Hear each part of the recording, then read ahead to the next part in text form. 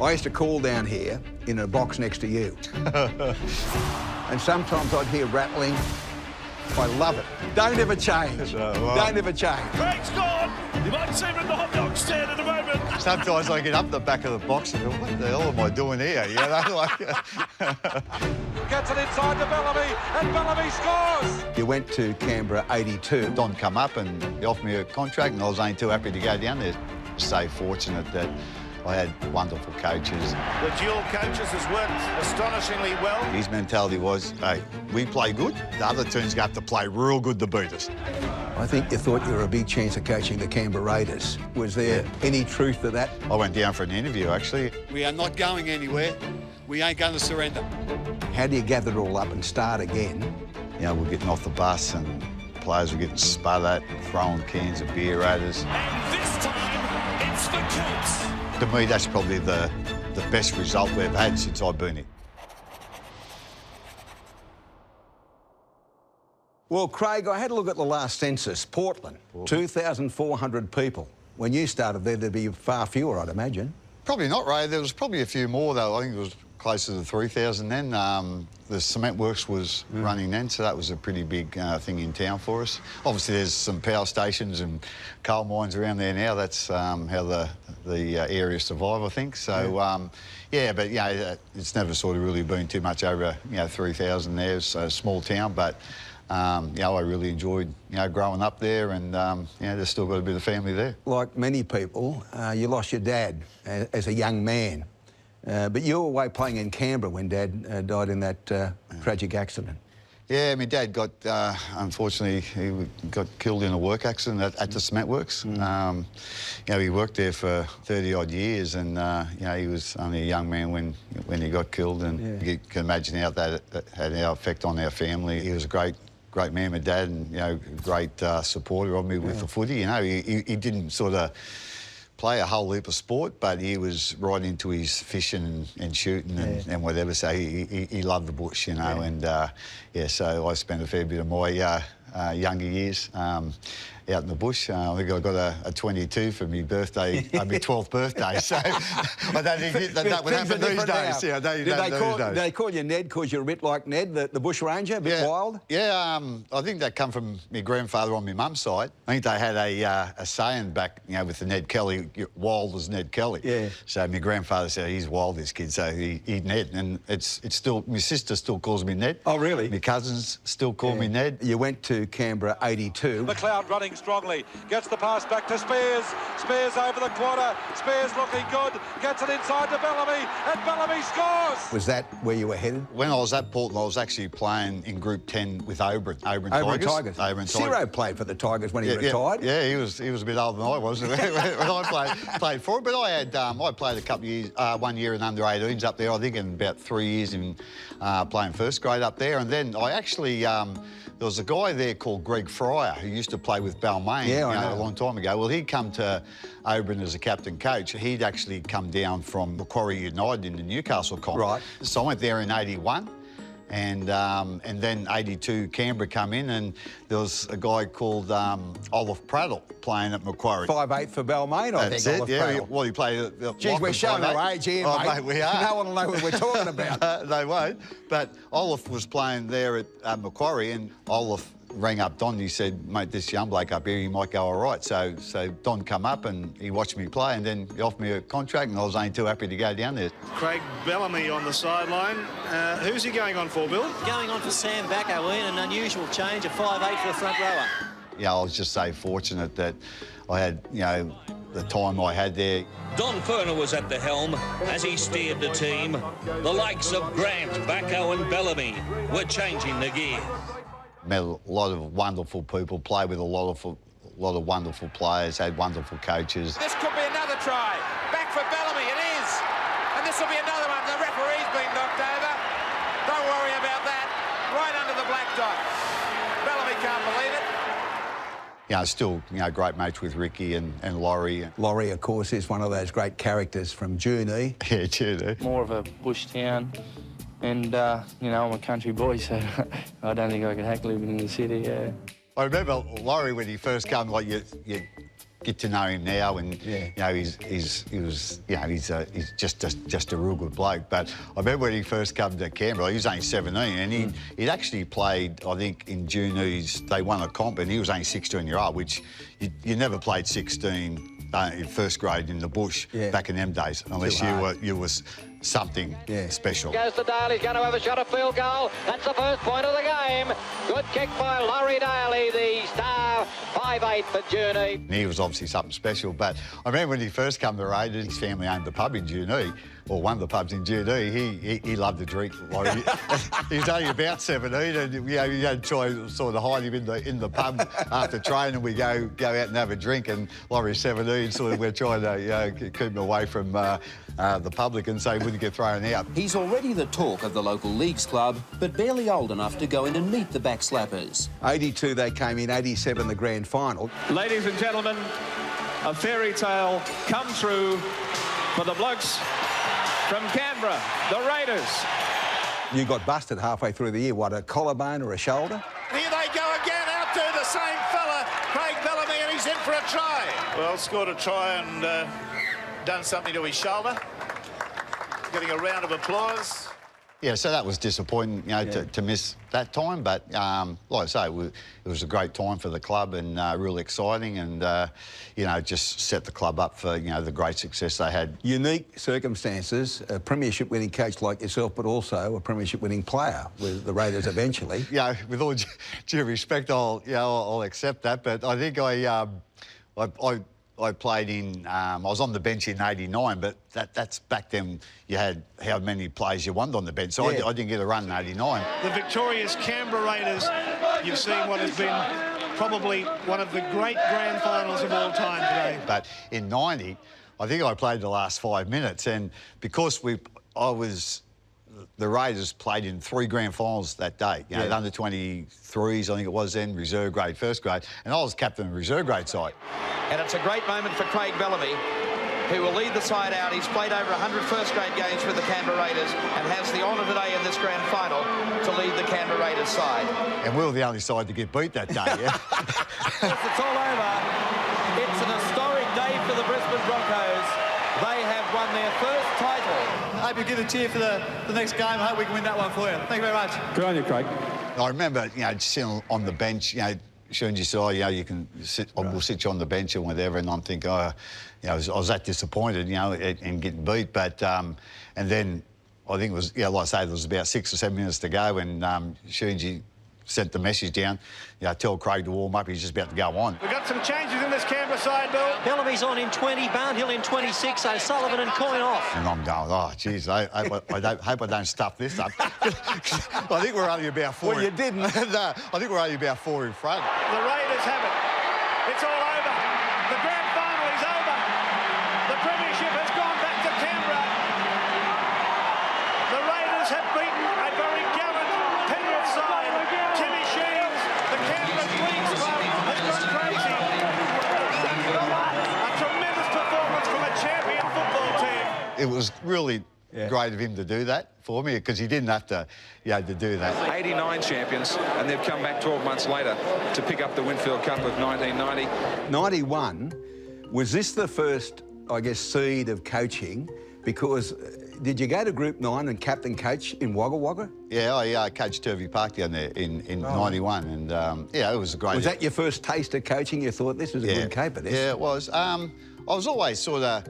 I think I was more interested in staying involved in the game than actually being a coach. Wouldn't be smart enough to be a footy manager or a CEO or anything. So assistant coach followed, of course, and you're in Brisbane under the man who was the co-coach in '87 with Donnie Ferner, Wayne Bennett. The dual coaches has worked astonishingly well. Was that a really important part of your learning curve? I think at that time, Tim and Wayne were the highest rated coaches.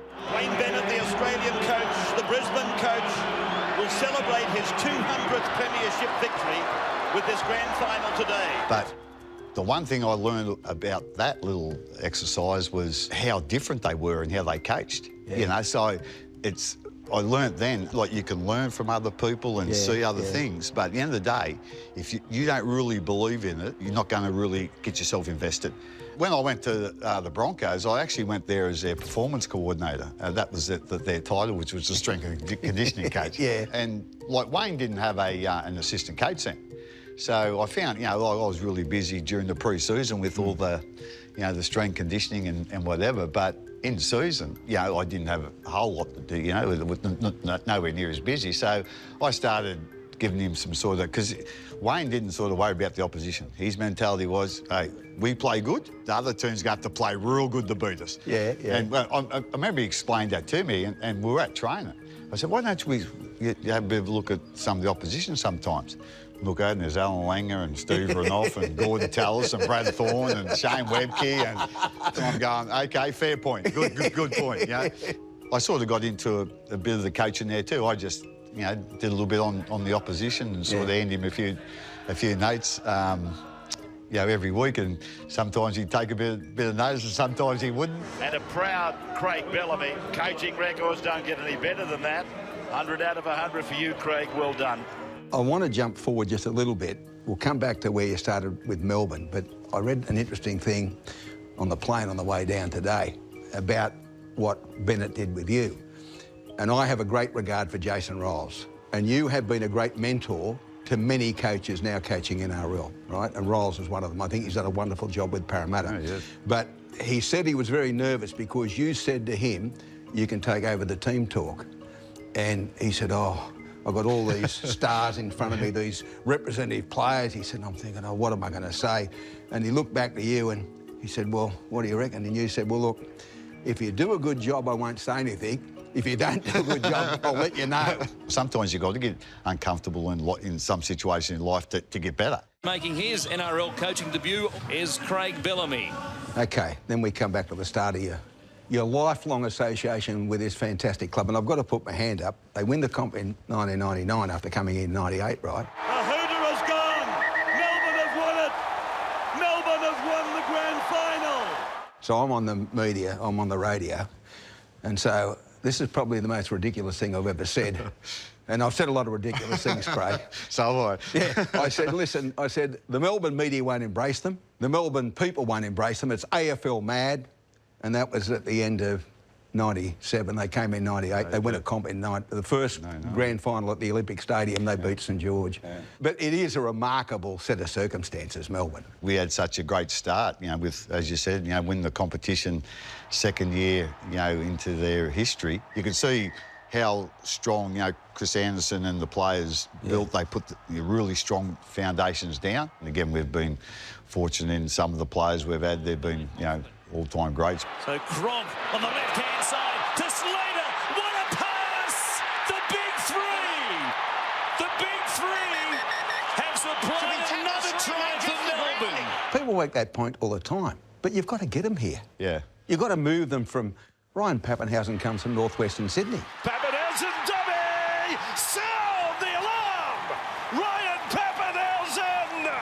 Pappenhausen! You've got to get the Queenslanders to come to Melbourne. Putting the foot down. Munster waiting for the kick. Taking it. Scoring. From your time here, what method works best to bring people to Melbourne so you get a premiership winning side as you've got? We've got people, to look after the families when they come down, because, we're very aware of that. To bring a young family, into a town where they've got no mums and dads, they've got no schoolmates, whatever. So, we probably put on a few more social things than most clubs do.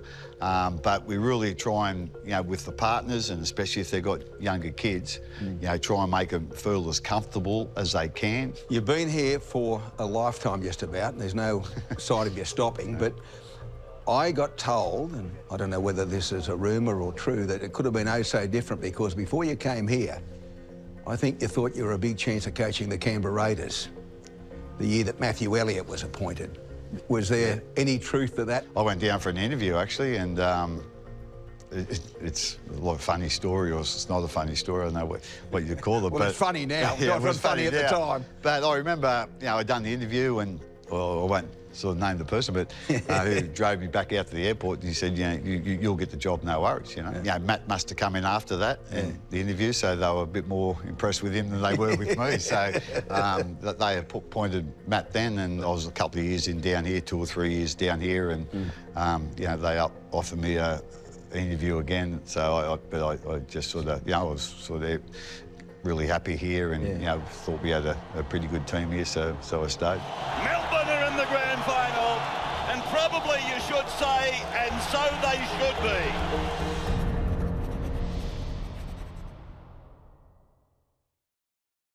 Emerging from the darkest period of their short history, the ravaged Storm put on a united front. We stand here today united. We are not going anywhere. We ain't going to surrender. I don't want to dwell, because I have such a high regard for you, on what happened in that middle period when premierships were taken off you, but what I want to concentrate on is how do you gather it all up? How do you gather it all up and start again as you did? I mean, your record was impeccable. You got every team at Melbourne into the top 8, and then there was a hurdle in 2010, but you overcome that. So what's the mindset of you? You're the head. You're in charge. What's your mindset to convince the players that this has happened in the past, but we're moving forward, we're going to win more premierships? You know, other than deaths in the family, like, it's probably the most difficult time I've been through, you know.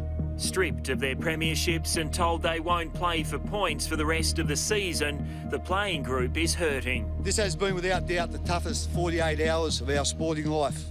We were going to away games, and, you know, we're getting off the bus and players were getting spat at, and, you know, throwing cans of beer at us, and it was a horrible time. You know, and I'd been, you know, I was, I don't know, 50 odd, so I'd been through a few things in my life, but some of them younger guys, it was, it was horrible for them. I don't know whether I really had a plan that I thought was going to work or whatever, but for me it was, okay, we're going to have to lose some players. So we had a little plan on keeping the big 4. I was pretty stubborn on that. The hierarchy at the time, they thought well, they said, you're going to keep them 4, you're not going to have a whole heap of that mid-range. And I said, well, we need to keep the top 4. So I sort of made that decision, and again, without really knowing whether that was the right thing to do. Cronk goes back to the middle for Slater, straight down the middle. He comes to Zillman, runs away from him. The big 3. We brought guys in from other clubs that were playing reserve grade or playing a bit of first grade and a bit of reserve grade, whatever. But the one thing I was strong on them was just interviewing them. You know, I've got a pretty good, what's the name of, whether they're, you know, the crap detectors. You got a good radar? Yeah, radar for someone. They call it a dickhead radar, I think. Well, it might be that. I'll just call it I'm pretty good on my crap detectors. Yeah, so someone else call it that. But we lost 13 players, and, you know, we brought some new players in, and the big thing was that was the hardest pre-season that we've ever, well, I've ever been involved in. So we just worked them really hard. They were really fit, strong. You know, they all bought in. In 11, we won the minor premiership. Cameron gets it away to Widdop. Surely, yes. Quinn scores for Melbourne. To me, that's probably the best result we've had since I've been here. I know that sounds a bit silly, but... No, but coming from where you were, exactly. So, and then we won a premiership again the year after. And now you can start the party. They know they've got this one. They won't bother with the scrum. What an effort it has been. Melbourne are the premiers. And this time, it's for keeps. This is a quote from Gus. Now, he's a mate of mine, but if I misquote him, he'll get cranky with me. Oh, yeah, exactly. Melbourne, military-like. Mechanical, meticulous, clinical form of rugby league excellence. Not only wins a lot of games, but stands up under pressure. Individuals within the team stand up to the same pressure. It makes good players of average players, great players of good players. It turns great players into champions, and then produces a championship team. Now, that encapsulates what you've just said about what happened. Keep the top 4 and identify the talent. Yeah. In this operation, someone, and I'm tipping it might be you, has a rare ability to identify talent, and I'll get to one of them in a moment. Again, I've got a certain role that I play, but you know, our recruiting guys have done a wonderful job over the time. Our assistant coaches, but you know, like again, it is a club. Everyone in the club understands what their role is, and then all we expect to do that role the best you can. I could state many examples, but let's start with one who's busted at the moment, Jerome Hughes, right? The dummy not fallen for, but he stays alive, keeps it going to Grant, on to Hughes. Hughes is over. Devastating. So he's a kid. He's playing on the Gold Coast as a fullback, sometimes a 5'8", mainly a fullback. He plays one game. He then goes to North Queensland, where he plays one game a game. Now Jerome Hughes goes himself, still going. Jerome Hughes goes all the way. All of a sudden, as he's mid-20s, you get him to Melbourne. And the kid who plays one game for the Titans and one game for North Queensland becomes, by 2020, the star halfback in the competition. Dally M, halfback of the year. We actually bought him as a fullback. I think we had a halfback picked out, but he didn't sort of work out that good. So we thought, Jerome, OK, here's an opportunity for you, you know. But, you know, I'm sure we've helped Jerome along. Yeah. But, mate, the amount of work he put in and his attitude to the rest of the players and just really grabbing that opportunity. That was the main thing to it. He was just really hungry to be successful. We just give him an opportunity, and then he done all the hard work. You know, you said 2011 was a really big year for you with the minor premiership, then the premiership year after. What about 2020? Pappenhausen's away, off the scrum win. Too much speed for Edwards, coming across. Mansour won't get to him. Pappenhausen, he's electric. He scores for Melbourne. 5 months of the season, you had to relocate. To win the comp that year over all others, how did you handle that preparation? I mean, you're on Sunshine Coast, weren't you? Yeah, it was hard in that, with all due respect, we've gone from Melbourne to the sunny coast. So the weather's a bit better. I withdraw my statement, sorry. We walk out our front doors of our units and we walk down 200 metres and there's the beach. So it wasn't all bad. It wasn't all bad. But the worst part about all the hard part about it was for the players that had partners, that had kids. They were here in Melbourne. So that was real tough on the players because no one really knew what was going on. From Melbourne to the Sunshine Coast and all the way to another premiership. What a remarkable season it has been. For the 4th time, the Probin Summons Trophy belongs to the Melbourne Storm. Given you've been involved in rugby league at a senior level since '82, and we saw Parramatta win 81, 82, 83, did you ever think you'd see a side like Penrith win 4 premierships? Undisputed, unrivalled, unstoppable. Penrith are the premiers for the 4th time in a row. Not how the way the competition is, you know, is now and whatever. They've been remarkable, and you know they've played in 5 straight grand finals. That's the last grand final they lost was to like it was the start of their run. What they've done has been quite remarkable, and I know probably one of the other coaches would have said it 10 years ago. There's no teams going to win four comps in a row, but who knows. Given your great success as a premiership winning coach, when you come to the semi-finals, the playoffs, do things change, or is it just business as usual, like from round 1 to the end of the year? Yeah, it don't change too much. I probably used to make that mistake when I first started sort of coaching a little bit in the finals of here, so we've got to do something a bit different. We've got to work a bit harder, or we've got to have another meeting or whatever. So we just try and keep it as normal as possible. Zero in a little bit more on what my role is, like for me and the coaches and the players. Okay, just narrow in on what's important. Craig Bellamy and finals football. How many times have we seen this shot from the dressing room? Well, the answer is 22 out of 23 years. It is incredible.